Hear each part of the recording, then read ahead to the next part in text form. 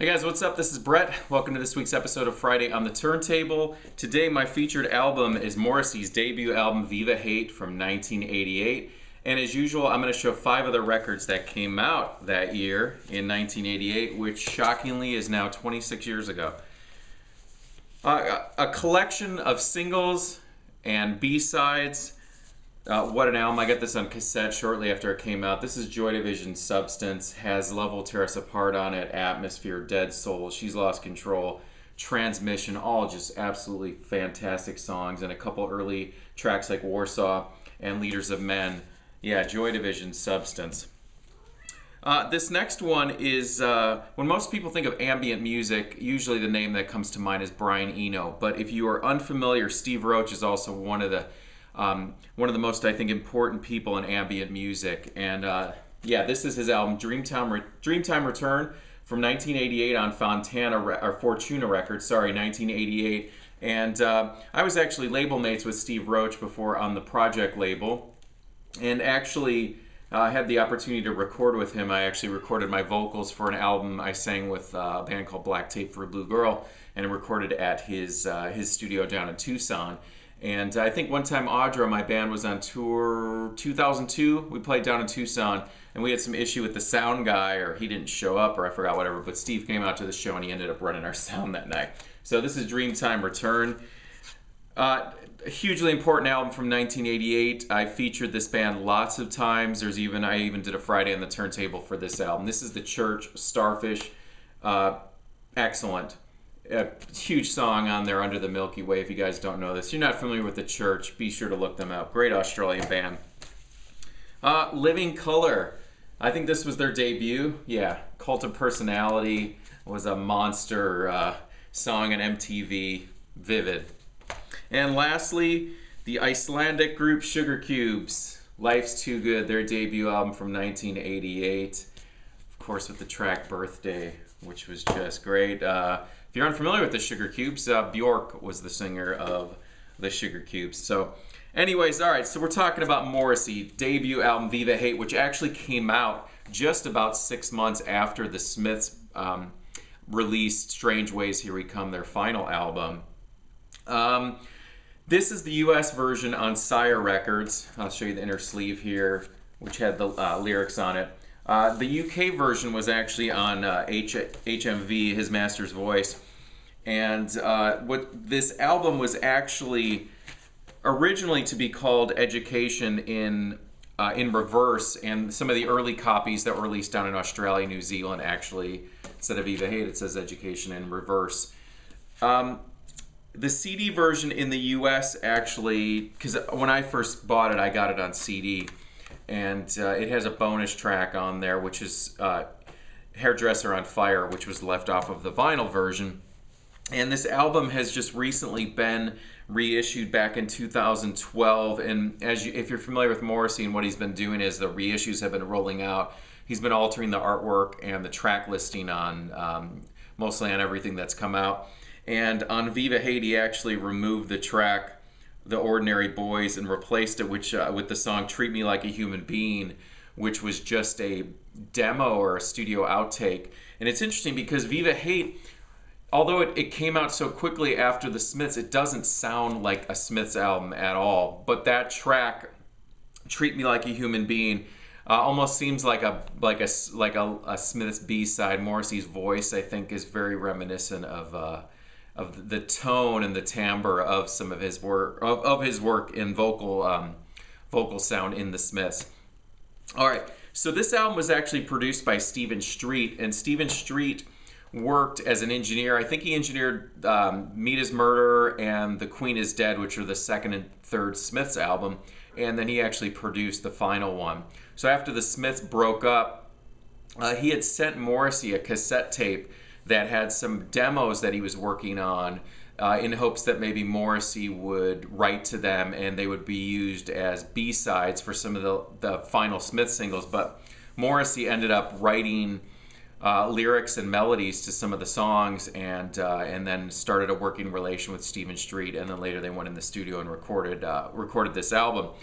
And it's really cool because if you research Stephen Street, and I'll even have a link down in the description box, on his personal website, he actually has a digital booklet which looks like like a spiral notebook, and he actually has the original letter that Morrissey wrote, which is very exciting and hopeful for the future of their collaboration. So he has the original letter from Morrissey about those songs, and then he has chord charts for I think all the songs on Viva Hate, as well as some of the songs that didn't make it, and a couple of the songs I think that were used on later recordings.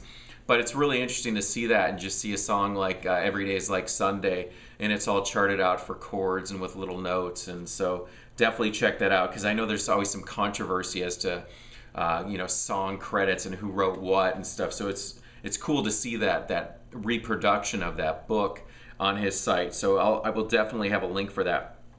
So Stephen Street also had to put a band together for Morrissey, because after the Smiths dissolved, obviously Morrissey was left without a band. So Stephen Street brought in Vinnie Riley, who was another guy from Manchester who was the man behind Durutti Column.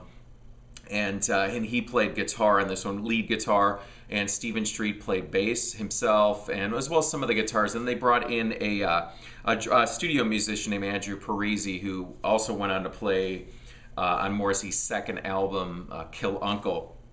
But it's really interesting because, like I said earlier, it doesn't sound like a Smiths album. It's very eclectic. There's a lot of strings on it.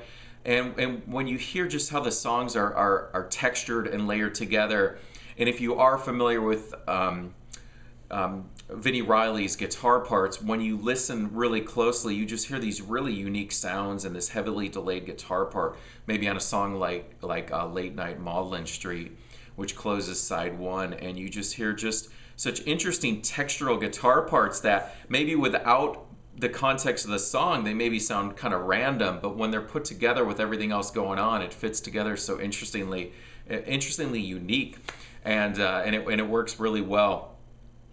And I've heard this album, I don't know, excess of 100 times. I'm just taking just a guess. And today I put this on twice before filming here, because I just wanted to refresh my memory on some of these little nuances. And the second time I listened to it, I really wanted to focus and really hone my ears on Vinnie Riley's guitar parts, and that's what kind of inspired me to talk about what I just did, because it's such cool little things that happen throughout the songs. Now, this album had yielded 2 singles, Every Day is Like Sunday, which is, just iconic, quintessential Morrissey, and Suede Head, which is the same. Both are phenomenal tracks.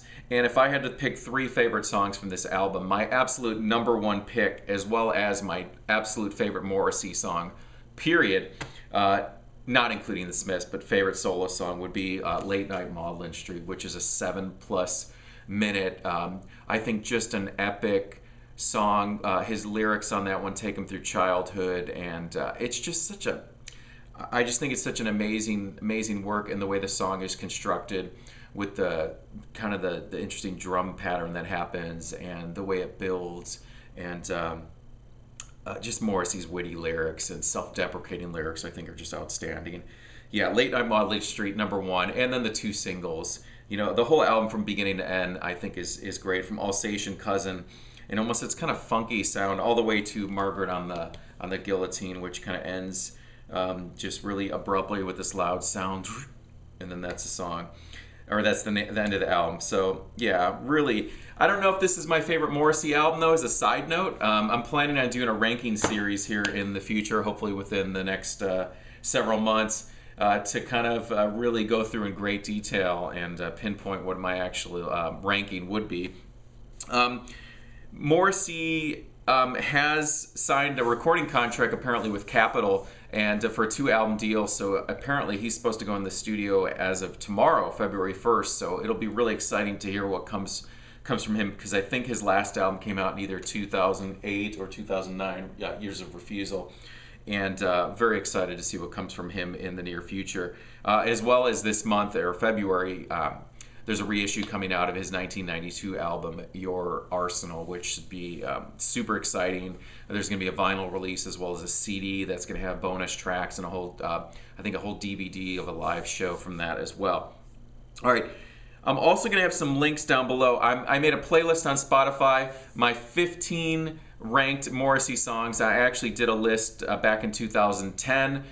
You know, I decided not to change it and just keep it the way it was, because those kind of lists, I don't want to go back and alter them. You know, at that particular day, this was my ranking, and I included 5 extra tracks. So there'll be a Spotify playlist for that. So if you guys are unfamiliar with Morrissey, it'll be a good kind of entry point for you. There's going to be a link for that Stephen Street. I'm going to have a link to purchase Viva Hate. And then I also wanted to show you these couple of items right here.